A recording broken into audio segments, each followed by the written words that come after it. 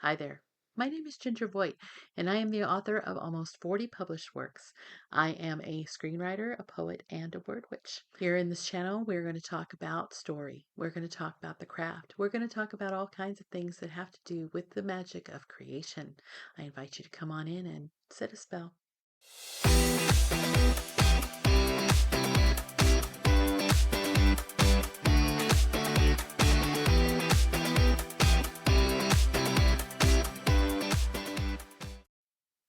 Hi, welcome back. I thought we would talk today about how it all started a long, long time ago in a galaxy far, far away. Don't come for me, George.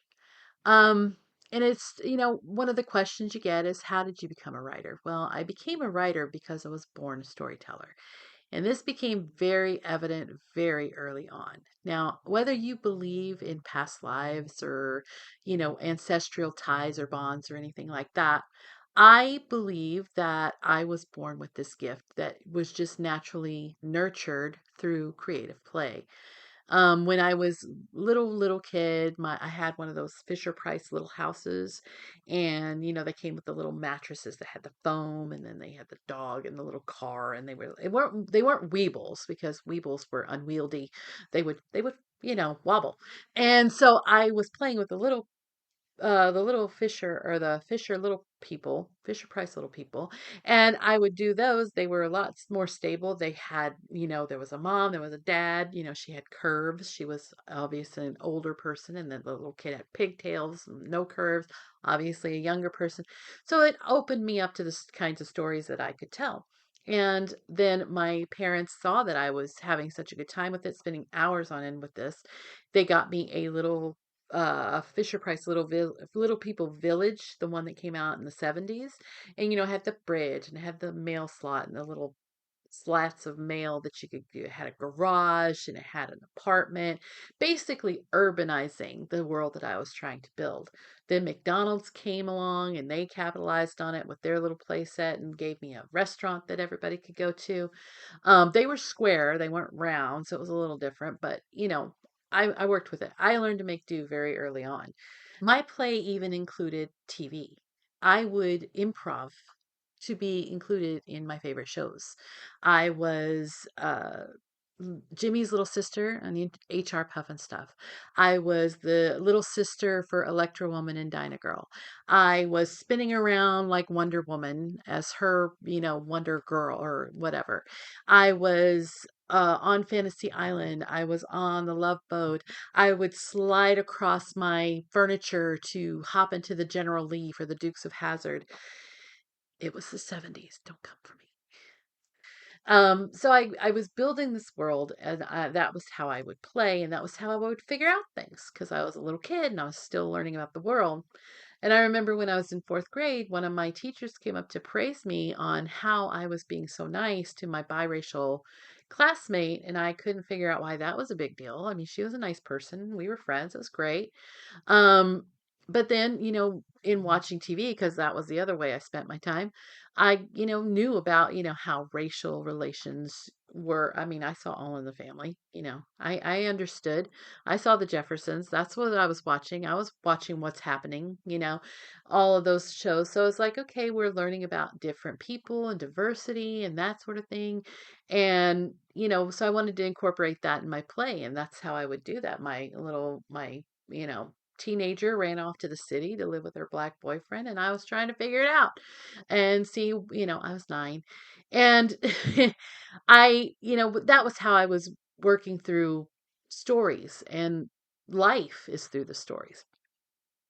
I ended up on my 8th birthday getting my first Barbie doll, a Superstar Barbie, and that was a revelation to me because much like the movie Barbie, where the little girls saw the Barbie, fashion Barbies are a little different, and the stories you could tell. Now, I didn't want to necessarily nurture the baby ones, by the time I was 7 or 8, I was kind of over that phase.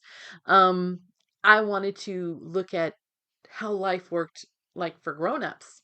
I it it also coincided very coincidentally with my passion for General Hospital. Back in the day, I was a Luke and Laura devotee, and again, don't come for me because it was the 70s and I was 8, okay? And like I said, story was how I figured out things, and that was one of the ways that I was figuring out things when my Barbies expanded, and I was expanding the world that came along with them. And I didn't let anything stop me. I never got a dream house, but I would make my dream house out of my own bookshelf. And then I was using my easy bake oven to develop the kitchen. When they would have children, I literally would tape tissue in real time over 9 months so that they could have children.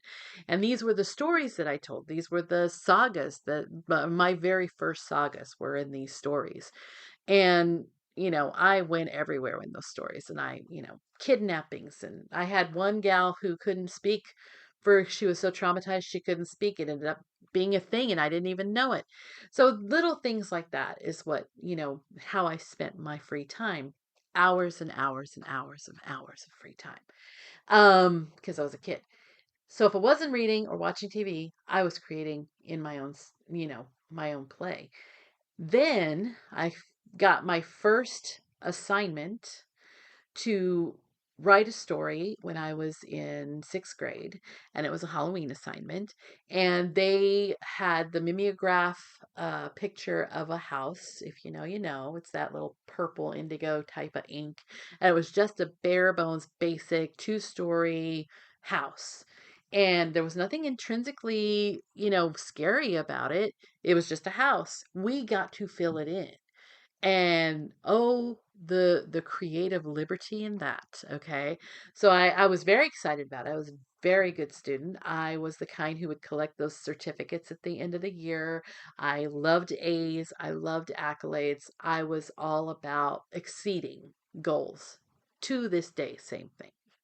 And so I was confident. I really felt that I could pull this off even though I'd never done it before. And I don't know that I put it together that the two things were similar. I don't know that I knew that from the Barbies and the little people or whatever that I was already prepped to tell stories. I just was like, okay, this is the assignment. This is what I'm going to do. So I'm looking at this house, and like I said, there's nothing scary about it. And the story that came to me was about a man who built this house, this beautiful house. I mean, it wasn't a fancy house, but it was a nice house, a 2-story house. And he built it for his wife that he loved, and they were going to fill it with a ton of kids. And that didn't happen because plot twist, that didn't happen. And when they died, it became an orphanage for, underprivileged children. And so I'm wearing my up shirt today because I realized that very similar to Carl and Ellie's story. Parallel development is no joke, even when it's decades apart. So I, hope one day when I grow up that I can write a story as eloquent and succinct and perfect as that little vignette in that movie. But if you know, you know, and if you don't know, go watch it and bring tissue. Uh, I was, that was the story that came to me, and that was what I was going to go with. So I sat down, I wrote the story, colored in the house accordingly. I made it like more colorful, like the up house. Not as colorful, but you know what I mean. And so I turned it in, and I was very excited to see what kind of grade I was going to get. It was a new challenge for me, and I felt, like I said, very confident that I was good at, I was getting good grades in English, and I knew that I was, I had a good chance of doing well. So when we got the assignment back, she passed it all back and everybody got theirs back but me. And I couldn't figure out why. I mean, immediately I was stressed. Immediately I was worried that I had messed up. Did I do it wrong? And nothing could be worse. Nothing could be worse than failing the expectation so spectacularly. So I go up to Mrs. Adams' desk and shaking legs because I am so scared she's going to tell me I failed. Nothing, like I said, could be worse. And I asked her where the paper was. So she pointed to the wall behind her, the wall of accolades. And there was my beautiful, colorful house with a big old red A circled. and the heavens parted. Angels began to sing, harps resounded, and I realized that that was the best feeling I had ever experienced up until that point. It had anything to do with, accomplishment.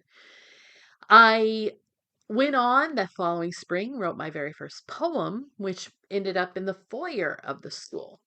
My mom, who was very proud of me, was turning these into her work newspaper. They were publishing it. And like I said, accolades, sticky star, that's me. It changed my whole trajectory of what I wanted to do. I mean, obviously, I couldn't be a princess like what I wanted to be when I was 4. Very, very upsetting to find out that was not a viable career path. And then, of course, I thought I would be a lawyer because my dad, very argumentative person. Anyone would tell you he would argue with a fence post. And so he would have opinions and I would challenge the opinions and we would just blah, blah, blah, blah. And not in a mean way, very loving relationship, very supportive relationship. When he died, I felt very set adrift in my life because there was nobody there to hold me up and exalt me as much as he did. Um, so I mean, when everybody was like, "Oh, you're going to be a lawyer," and look at how you are with your dad, I'm like, "Okay, I'll be a lawyer." I had a best friend when I was 8 years old. His dad was a prominent lawyer. They had one of those big houses in the nice part of town with the columns and the colonial looking things, servants' quarters, for goodness sake. And he got a Millennium Falcon for his birthday. So I was, financial security. There you go. But that door slammed the hell shut when I got that assignment and it was graded as an A. And I went on that the stories then went from play, which they still remained in play, but they came out into paper when I was about 13 or so. I was listening to the music. I was listening to the radio like I tended to do, and I was just laying in bed, probably reading a book. It sounded like what I would do. And I heard Barry Manilow's song Ships, which is about an estranged father and son. And a story just kind of took root and bloomed in my brain. So I decided I was going to write a book. And I got a spiral notebook. And I mean, we're talking a spiral notebook, okay? And I decided I was going to write a book about this story.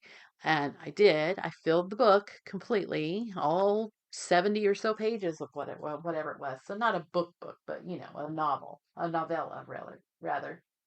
Turned it into my English teacher at the time, Miss Weissman, and I mean, it wasn't an assignment. This was something I did on my own. And she was very encouraging. She was also very honest about her feedback. And where I tried to cheat, she called me on it. And I knew where I was going to cheat. I mean, I was 13, but I already knew where I had cheated. And her calling me on it kind of reinforced to trust your instincts on those kinds of things. And if you're a writer and you get that feedback, you know what resonates and what doesn't. And if you try to hide it, cheat it, whatever, it's going to come to light. Someone's going to call you on it. But that was one of the lessons that I got. And that was just basically what kind of vaulted me into this idea that I wanted to be a published writer. I wanted to see my name on a book in a bookstore, which I loved, and or a library, which I also love. And I made the choice at that point, you know, lawyer, princess. I'm thinking suits for some reason. The lawyer princess thing out the door, and here I was going to be a starving artist writer. And, here we are all these years later. I decided to end this with one of my stories that I think kind of establishes me as a writer. So if you're new to me and you haven't heard me before, you don't know who I am, you've never read my work, this story that I'm attaching at the end of this video is very, very reminiscent to the Halloween type story at the beginning of the video, what we're talking about. It talks about, it's going to give you a good idea of who I am as a writer and what I like to get into and kind of look at and dig into and uh, sub, circumvent expectations. So encourage you to check it out. It's completely free. It's all in its entirety. Give it a shot and let me know what you think about it. It's called The Waiter, and it was an assignment on helium.com back when that was a thing. And you could post your writing and you could get paid per views and pennies and stuff. Very first money I ever made off of my writing was through helium.com. And so they would give you these writing prompts. You would, submit something, and that would be how you could make some money. And so this was based on the writing prompt of write a story about a waiter. And I did. So enjoy. And if you have a story of where your spark comes from, where you had something that you were born to do and just doors opened and made your path for you, go ahead and share. I'd love to hear about it. So like, comment, subscribe, all that YouTubey stuff. And if you're a writer, go write. If you're a reader, go read. And if you're a YouTuber, enjoy the next video that comes up on your shuffle. I'll talk to you next time. The Waiter by Ginger Voight. Copyright 2015. As read by the author. It was a strange little booth. One that made you feel like you were on your own little island in the middle of an ocean of people, where the sights and sounds of the nearby city street were obscured by high walls and dark velvet curtains. Even within the restaurant itself, the din of the ever-present and ever-changing crowd diminished to a low, comforting hum. You were alone, but you weren't. That suited me just fine back in the winter of 1944. That was when I discovered this gem of a booth in the dark back corner of Finnegan's Restaurant on 49th Avenue. It was also where I met Gus. He was a waiter at Finnegan's, possibly the best one they had. He made sure glasses were filled, the best dishes ordered, and only the freshest, hottest food served. And that's what I loved best about that little booth. That was Gus's station, and every time I sought refuge there, he had always waited on me like a kind old friend. He was slight but tall, with a shock of red hair that he cut meticulously short. God had painted freckles across the bridge of his nose and sprinkled a few stragglers across both cheeks. He was soft-spoken and polite, and would kneel down to the table so he could be at eye level with those he served. If I had to guess, I'd say he was barely 20 when we met, but his clear blue eyes were old and wise, and the best conversations we shared were the ones where we didn't really speak at all. He seemed to understand I needed space to breathe, to grieve, to heal. In the spring of 1944, I was a blushing bride, with my whole future ahead of me. By winter, I was widowed by war. It was in a factory just 5 blocks from Finnegan's where I toiled daily to manufacture the instruments that would equip that war, at first out of patriotism and loyalty to my husband's noble cause. Eventually, that would give way to my own dire financial circumstances. No longer would I wait for my husband to provide my needs. Gone was my mother's dream of my being a homemaker. There was no home to be made, nor kids to tend. Just an assembly line where I found comfort being a faceless one of many. Gus seemed to understand this and made no demands. He was there to serve me, and serve me well he did. For months I was sure he was the only one who ever knew I was even alive. I made sure to limit my contact with the world that had betrayed me. That made our interaction more poignant. Tentatively, I trusted him, and he never let me down. He was there when I needed him. In fact, I never had to ask for him. He seemed to predict my needs and eventually anticipate my wants. He knew I always drank coffee black with sugar before a day shift, and tea with cream after a grueling night. He'd make sure the paper and its depressing headlines were removed from the booth by the time I got there. Whether the war raged on or had ended, I had already paid the ultimate price. Funny, but I don't even remember telling him that. Yet that was Gus. He just simply knew. Maybe that was why I was drawn to him. I never had to face that look of sympathy when I would disclose my story. I never had to feel that understandable undercurrent of "so sorry, hun, but better you than me" that I would often encounter with all the other war wives where I worked. With Gus, I could just say what I wanted and he would get it for me. For a woman thrust out on her own for the first time in her life, it was exactly what I needed. By the following winter of 1945, I would move on. The war would end, and I would remarry. I'd have kids and grandkids and eventually forget those dark days after I was widowed, scared, and alone. I'd even forget about Finnegan's, uncomfortable to take my new family to a place where I had mourned the family that essentially died with my first husband. but I never forgot Gus. Even as the years passed, the picture of him in my mind was as clear as a photo not yet yellowed with age. Perhaps that was why I stood in front of Finnegan's that afternoon when my doctor gave me the news. Stage 4 cancer, she said, then released me back into the world to get my affairs in order. Having been forced into pragmatism by World War II, those affairs were already in order. The will was written, and I had planned for my funeral. Being sick as long as I had been, there was no real reason to procrastinate. And my needs were relatively simple. My second husband had already passed on, and my children were doing well on their own, having raised their own families. At this rate, there was nothing really for me to do but die. No one mentions that last stage of cancer, where everyone has made peace with death before it even comes to the door. Much like the last few years of my own life, the neighborhood around Finnegan seemed on life support. The old factory had long since closed. Its windows were broken out, and it looked as though it had been vacant from the end of WW2. Gone were the cars that used to congest the streets. Even the buses no longer stopped there. There was no need. That was why I was so surprised to once again find my gem hidden but not yet buried. I glanced up at the sign over the entrance of Finnegan's. Over 60 years had passed, but the neon still hummed. A smile tugged at the corners of my mouth as tiny snowflakes began to light on my cheek. Funny how the little things connected the past and the present. I pulled the door open and walked in. Just like it had been those many decades ago, it was like stepping into another world, one where you're acknowledged, but your presence ceases to be extraordinary. You're one of many, a comfort to an old woman like me whose nearest relative was a good 45 minutes away.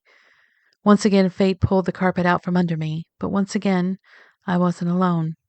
In a weird way, I was home. I struggled with my coat as I made my way to the back booth. With any luck, it would be free. Fortune smiled upon me that cold, blustery afternoon. As I slid onto the cool, cushioned bench, the years melted away.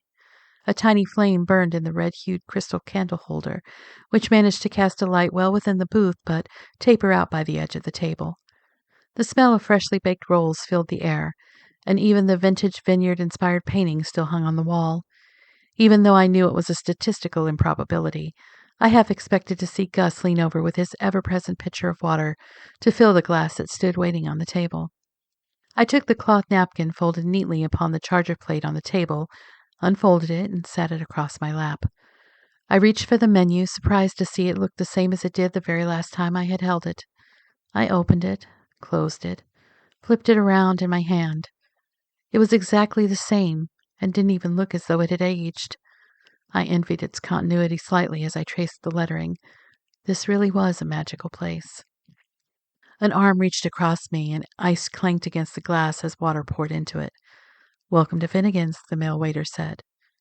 "Thank you," I started, but the words died in my throat as I looked up into that familiar freckled face.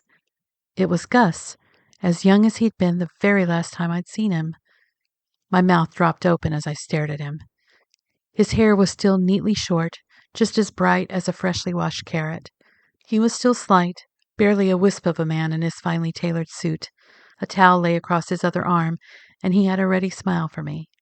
"Good afternoon, Betty. It sure is nice to see you again." "Gus?" I asked. "Black coffee with sugar to start you out today?"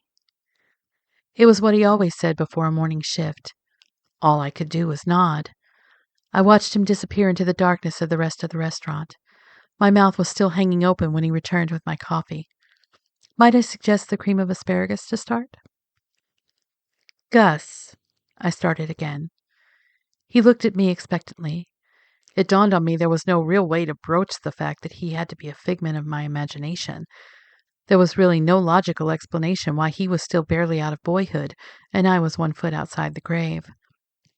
"The soup will be fine," I finally managed, unable to form my mouth into all the questions spinning around in my head. I glanced down at my hands. They had wrinkled and gnarled with age. I lifted a spoon to gaze into my reflection. Gray hair had chased away the brown many years ago. Crows had left footprints by my eyes, which now required bifocals in order to do their job properly. I had aged. Time had ravaged my body. But not Finnegan's. Not Gus. A tear teetered at the corner of my eye. It hardly seemed fair. I was still depressed by the time Gus brought me my soup. It was hot and creamy, the finest cream of asparagus soup I'd ever tasted, and I had tasted plenty. Cream of asparagus was possibly my favorite soup of all time. Just its warm, creamy texture on my tongue was like a hug from an old friend. Like I said, Gus just knew. The rolls were still piping hot from the oven and soft and doughy to the touch. Butter liquefied the minute it touched them, and I savored every bite. He brought the main entree. The pot roast was so tender it split in anticipation of the fork touching it. The potatoes had a nice crispy skin, and the carrots were sweet and tender. By the time he brought the dessert menu, I was so full I could barely breathe. I hadn't eaten that much in years, since before I was diagnosed easily. How about a piece of our pecan pie? I shook my head with a smile, no longer really concerned with the fact he had not aged 1 day in 64 years. Clearly, I had slipped on some ice on the way over to the old neighborhood and was lying on some snowy, forgotten sidewalk, blissfully unconscious. This was nothing more than a dream, and I was going to enjoy it. But there was no sense waking up with a tummy ache because my dream eyes got bigger than my dream stomach. I was still a lady, after all. I couldn't possibly, I told him with a chuckle. He produced a plate from behind his back, and pie with a generous dollop of whipped cream. It looked so good that I couldn't say no, even though I had no idea where I was going to put it. But then again, if this was a dream, why not live it up? After all, a bite or two certainly wasn't going to kill me, I thought with a slight chuckle. He filled my coffee cup again with the same quiet courtesy, and just like decades before, his calm presence healed my wounded soul. What had felt like the worst day, and in fact was probably the most dreaded day of anyone's life, had turned into a nice little sojourn into the past. Needless to say, he was going to get a very good tip. After I enjoyed the 2 bites of pecan pie I could force down, I waited patiently for my check and simply soaked up the ambiance. Gus passed by, only this time he didn't stop. Quite possibly the first time he'd ever done that. I waited some more, and he passed again. Finally, on the 3rd time, I reached for his arm. Gus, it's getting late. I really must go. I'll go get Finnegan, he said. He'll be bringing your check today. I nodded and then resumed the wait. Finally, a young man with dark hair and the bluest eyes I had ever seen came up to the table. Betty Malone? He asked. I nodded, a bit thrown. I am. And you are? He reached for my hand. Albert Finnegan. I own the restaurant. It's so nice to meet you, I said as I reached for my purse. I used to come here all the time back in the 40s. I was so glad to see it was still around today, and I can see why. You have a fine establishment. I credit my staff, he said with a proud smile. I couldn't help but mirror it. Yes, Gus in particular is a true joy. I pulled a credit card out of my wallet, but he didn't accept it when I handed it to him. I'm sorry, Miss Malone. We don't take credit cards. Oh, I guess some things really didn't change. I have cash. He chuckled as he shook his head. We don't take cash either. I was confused. What form of payment do you take? Right before my eyes, he disappeared, just like a wisp of smoke. I heard myself gasp. The candle flickered and nearly went out. Suddenly, I really wanted to leave. This was no longer a nice dream. As I reached for my purse to dart out of the booth as quickly as an 83-year-old woman could, I realized suddenly my hands were no longer gnarled with age. They were the hands of another person, a person stolen from me so long ago by a thief called time. I grabbed for my compact. In the small oval glass I no longer saw crow's feet and gray hair. I saw the same young face I had seen every day in a mirror 64 years ago. And I was wearing a waitress uniform. My hand shook, and the compact clattered to the ground, shattering the mirror into 3 big pieces. A man with a familiar slight frame knelt to pick it up. It was Gus. He gave me a comforting smile and let me know once again I was going to be okay, that I wasn't alone. Once more words weren't needed, only this time it was I who knew. I knew why I had come back to this strange yet wonderful place, and why I would never leave again. The old disease-ravaged body that had been loaned to me hadn't even made it out of the doctor's office, but my soul, once again young and beautiful, had, and it brought me here, to him. Gus reached for my hand. I took it with a smile he already mirrored. We turned from that strange little booth and headed for home.